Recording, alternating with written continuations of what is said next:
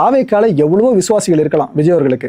ஆனால் புஷி ஆனந்த் அவர்கள் மாதிரி விசுவாசியை சத்தியமாக இதற்கு கிடைக்க மாட்டார்னு நினைக்கிறாங்க. எந்த அளவுக்குன்னா, அமைச்சர்களாக பதவி ஏற்கணும்.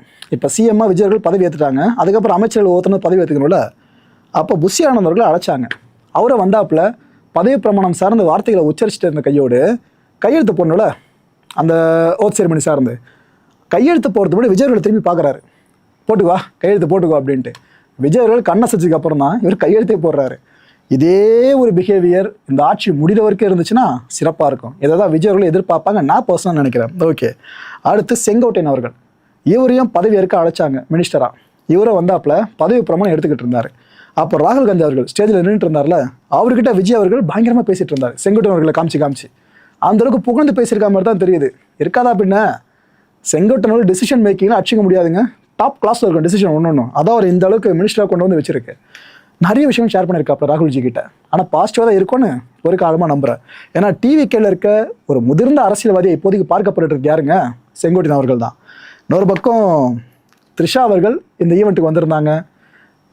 வரிசையில் பார்த்தீங்கன்னா விஜய் அவர்களோட பேரண்ட்ஸு அவங்க ஒரு மாதிரி எமோஷனல் ஆகி எஸ்எஸ்சி சார்லாம் ரொம்ப ரொம்ப உணர்ச்சி மிகுதியில் இருந்தாப்புல. அவரோட கனவாச்சு பையனை சிஎம் ஆகணும் அப்படின்றது இப்போ ஆயிடுச்சுல.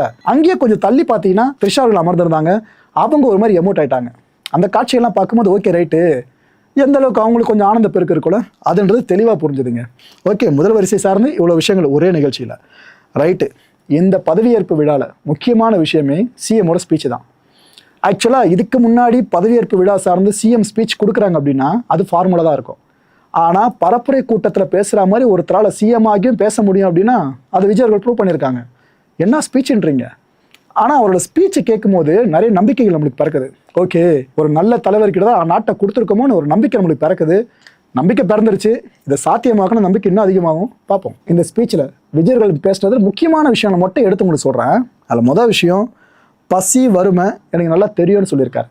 ஏன்னா பல பேரும் விமர்சனம் பண்ணாங்கல்ல, எப்போ உங்கள் அப்பா பெரிய டைரக்டரு, நல்ல ஒரு பெரிய குடும்பம், காசு உங்களுக்கு பஞ்சமே கிடையாது, அப்போ ஏற்பட்ட ஃபேமிலியிலேருந்து வரீங்க, நீங்கள் ஏழை மக்கள்னால அது இதுன்னு பரப்புரை கூட்டங்களில் பேசுகிறீங்க, உங்களுக்கு என்ன தெரியும் பசியோட அருமை?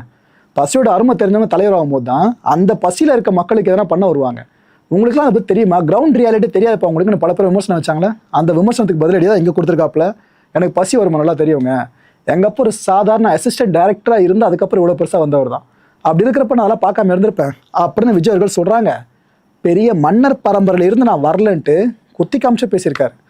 இதுக்கு முன்னாடி ஆண்ட கட்சியினர் இருக்காங்களே, அவங்க சார்ந்து தான் இந்த குத்தி காட்டலை தெளிவாக இங்கே பார்க்க முடியுது.